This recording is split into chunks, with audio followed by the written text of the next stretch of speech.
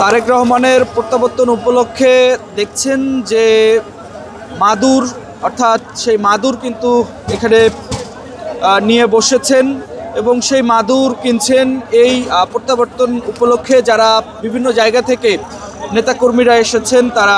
আমরা দেখছি যে এখানে নেতাকর্মীরা যারা রয়েছেন তারা এখানে মাদুর কিনছেন। ভাই একটু বলবেন এই মাদুরটা কত টাকা দিয়ে কিনলেন? 150 টাকা। আসলে এটা কি বসার জন্য? বসার জন্য এটা আসলে বসার জন্য হাতের কাছে পেয়ে কেমন লাগছে? ভালো লাগছে। দাম কিছু বেশি নিছে, আজকে 50 টাকা বেশি নিছে। দাম বেশি নিচ্ছে, এটা কি বলার আছে? কোনো বলার নাই, আমরা আনন্দে নিছি এটা 1200 টাকাতে আজকের জন্য আনছি, টাকার জন্য না। আজকের দিন উপলক্ষে কি কি নিয়েছেন? এই জুতা নিয়েছি 2800 টাকা, চাদর 1200 টাকা, আরো 5000 টাকা খরচ হইব আমরা আসা যাওয়া। আজকের জন্য 10,000 টাকা বাজেট। শুধু আনন্দ শুধু তারেক জিয়ার জন্য।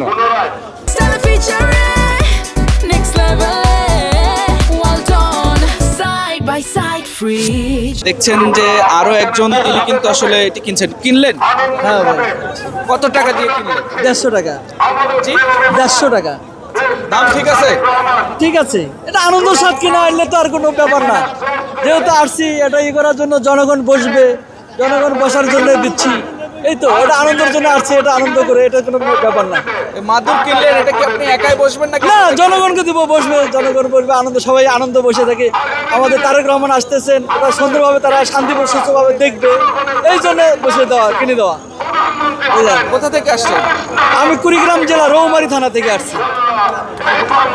দর্শক দেখছেন যে এই মুহূর্তে যে এই তারেক রহমানের প্রত্যাবর্তন উপলক্ষে এখানে বিভিন্ন জিনিসপত্রের দোকান বসেছে। এর মধ্যে মাদুর, অর্থাৎ বিভিন্ন মানুষজন যারা এখানে এসেছেন দেখছেন যে মাদুর পেতে তারা বসে আছেন এবং তারা দীর্ঘ সময় ধরে কিন্তু এই অপেক্ষা করছেন, অর্থাৎ তারেক রহমান আসবেন, তারেক রহমান নেতাকর্মীদের উদ্দেশ্যে ভাষণ দিবেন। সেই ভাষণ শোনার জন্যই নেতাকর্মীরা কিন্তু এখানে অপেক্ষা করছেন। আমরা যদি আপনাদের দেখাই যে সড়কের আইল্যান্ড থেকে শুরু করে সড়কে যে যেভাবে পেরেছেন, কেউ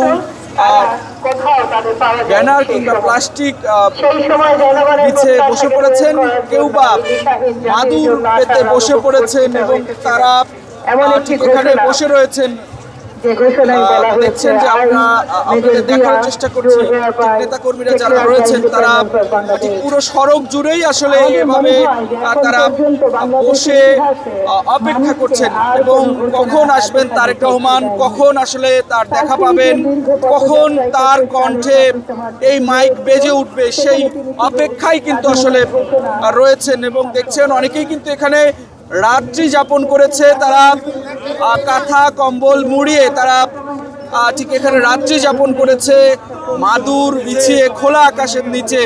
সেটিও কিন্তু আমরা আপনাদের দেখার চেষ্টা করছি। কোন জায়গা থেকে এসেছেন? আমরা আসছি সাতক্ষীরা জেলা কলারোয়া থানা 7 নম্বর চন্দ্রপুর ইউনিয়ন 6 নম্বর হিজলদি গ্রাম থেকে আসছি, একদম ডাইরেক্ট বর্ডার। কখন থেকে? আমরা গতকাল থেকে আসছি। এখানে কি ঘুমাইছিলেন? এখানে ঘুমাইছিলাম। কষ্ট হয়েছে কি না? অবশ্য কষ্ট হবে তো, না খেয়ে না দিয়ে আসি, একমাত্র তারেক যে আসার উপলক্ষে আসি এখানে বসি। এখন যতক্ষণ না আসছে ততক্ষণ আমরা এখানে আসবো, মানে থাকবো আর কি। আর আসলে দেখাশোনা করে তারপর চলে যাবো। আমাদের বাড়ি যাতে কিন্তু আবার 2 দিন সময় লাগবে, বহুত রাস্তা, একদম সীমান্ত বর্ডার।